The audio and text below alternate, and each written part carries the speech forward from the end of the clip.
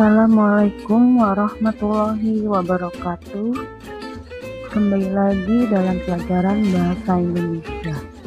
Kali ini di pertemuan kelima, Ibu akan membahas tentang memahami ciri-ciri kebahasaan teks laporan percobaan ya.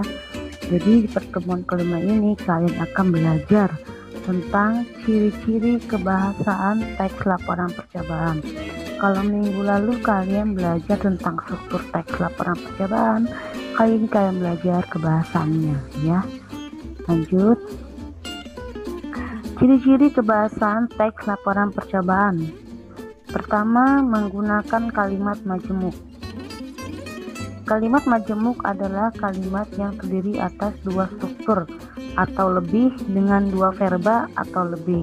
Ingat, kalimat majemuk adalah kalimat yang terdiri atas dua struktur atau lebih dengan dua verba atau lebih. Struktur itu sama dengan fungsi kalimat ya. Struktur sama dengan fungsi kalimat. Sedangkan verba artinya adalah kata kerja. Jadi di dalam kalimat majemuk itu terdapat dua kalimat kerja atau lebih. Biar lebih jelasnya kalian lihat contohnya berikut. Makanan merupakan kebutuhan sehari-hari dan kebutuhan mutlak yang wajib dipenuhi bagi setiap makhluk hidup. Di situ ibu tandai kata merupakan dan dipenuhi. Merupakan itu adalah verba ya. Kenapa disebut verba? Karena di situ ada kata imbuhan me dan kan. Ya, jadi merupakan itu adalah kata kerja penjelas daripada makanan. Yang kedua, dipenuhi itu adalah kata kerja pasif karena diawali dengan imbuhan di dan diakhiri dengan akhiran i ya. Dipenuhi itu adalah kata kerja pasif. Jadi di situ dalam satu kalimat ada dua verba, maka bisa dikatakan sebagai kalimat majemuk. Kemudian yang kedua, menggunakan kata penghubung atau kalian pernah dengar kata konjungsi ya. Kata konjungsi itu sama dengan kata penghubung. Kata penghubung yaitu kata tugas yang menghubungkan antar kata, antar frasa, antar klausa, dan antar kalimat. Ibu tidak perlu menjelaskan lagi ya, itu antar kata bagaimana, antar frasa bagaimana, antar klausa, dan antar kalimat. Karena di kelas 7 dan di kelas 8 pasti kalian pernah belajar ya. Coba kita perhatikan lagi contohnya di sini. Makanan merupakan kebutuhan sehari-hari dan kebutuhan mutlak yang wajib dipenuhi bagi setiap makhluk hidup. Nah di situ ibu tandakan ada kata dan itu adalah kata penghubung yang menghubungkan antar apa? Apakah antar kata, antar frasa, antar klausa, atau antar kalimat? Kalau di sini contohnya adalah antar frasa ya, karena frasa di sini ada kebutuhan sehari-hari dan kebutuhan mutlak yang menghubungkan antar klausa. Selanjutnya, menggunakan kata rujukan. Kata rujukan adalah kata yang merujuk pada kata lain yang telah diungkapkan sebelumnya. Jadi, kata yang merujuk pada kata lain yang telah diungkapkan sebelumnya. Berarti di kata ini, di kalimat ini terdapatnya satu kalimat berisi dua klausa atau bisa dalam kalimat itu ada dua kalimat. Coba kita lihat contohnya. Sementara itu, pada tahu dan telur yang diberi tetesan diuret mengalami perubahan warna menjadi ungu. Hal ini menunjukkan bahwa tahu dan telur merupakan salah satu bahan makanan yang mengandung protein. Ingat, di situ ada dua kalimat. Ada kata ini. Ini itu adalah kata rujukan. Rujukan dari mana? Merujuk daripada kata sebelumnya. Ya, yaitu apa?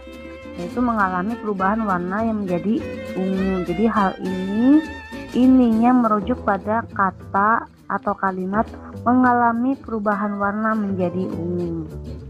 Ya, coba dipahami ya. Kemudian yang keempat, menggunakan istilah teknis. Istilah teknis adalah istilah keilmuan yang digunakan dalam bidang tertentu. Kata istilah teknis itu adalah kata yang berhubungan dengan keilmuan ya, berdasarkan bidang tertentu. Bidang apa sih? Tergantung ya, misalkan bidang ekonomi bisa, misalkan bidang ekonomi contohnya misalkan ekonomis atau konsolidasi ya dan lain-lain. Dan di sini teks laporan percobaan biasa menggunakan kata-kata istilah dalam bidang IPA ya atau ilmu pengetahuan alam. Lihat contohnya.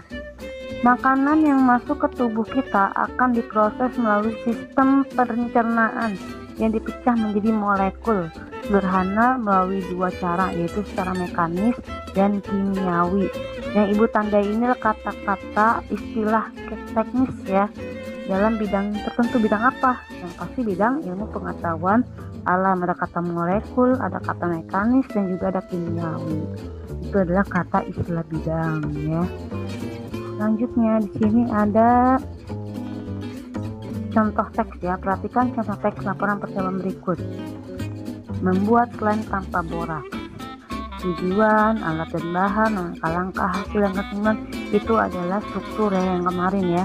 Yang kita lihat adalah kebahasaannya ya. Agar kita menjadi lebih kreatif dan bisa berinovasi dalam hal kreativitas, slime ini cara membuatnya sangat mudah sekali sehingga sangat menghemat uang Anda. Kalian baca sampai terakhir nanti ya. Kamu bisa baca lagi biar singkat waktu. Ibu langsung bahas ya. Di sini ada hasil telaahnya. Telaah kebahasan teks laporan percobaan berdasarkan teks yang tadi ya. Lihat di sini ciri kebahasan yang pertama adalah kalimat kompleks. Bukti tekstualnya. Slime ini cara membuatnya sangat mudah sekali sehingga sangat menghemat uang Anda. Ada dua verba di dalam satu kalimat, maka dikatakan sebagai kalimat kompleks. Pertama, verba pertama adalah membuat. Verba yang kedua adalah menghemat. Ingat ada kata imbuhan me ya, membuat, me tambah hemat jadi menghemat ya. Kata penghubungnya. Dengan membuat slime sendiri, pengetahuan dan kreativitas kamu akan bertambah. Di situ ada konjungsi apa? Kata hubung apa? Yaitu dan. Kemudian kata rujukan. Campurkan terlebih dahulu lem povinal, pembersih lantai, deterjen cair, deterjen bubuk, dan air secukupnya saja ke dalam wadah slime. Campuran ini biasa disebut dengan aktivator. Berikutnya aduklah campuran tersebut sampai tercampur rata. Nah, jadi kata rujukan yang mana? Yaitu yang ditebelin ya, ini dan juga tersebut. Kata ini rujukannya kemana? Yaitu campuran lem povinal, pembersih lantai, deterjen cair, deterjen bubuk, dan air secukupnya. Ada kata tersebut berarti rujukannya ke aktivator ya. Nah, berikut adalah aduklah campuran tersebutnya rujukannya ke aktivator. Lanjut terakhir istilah teknisnya. Campuran ini biasa disebut dengan aktivator.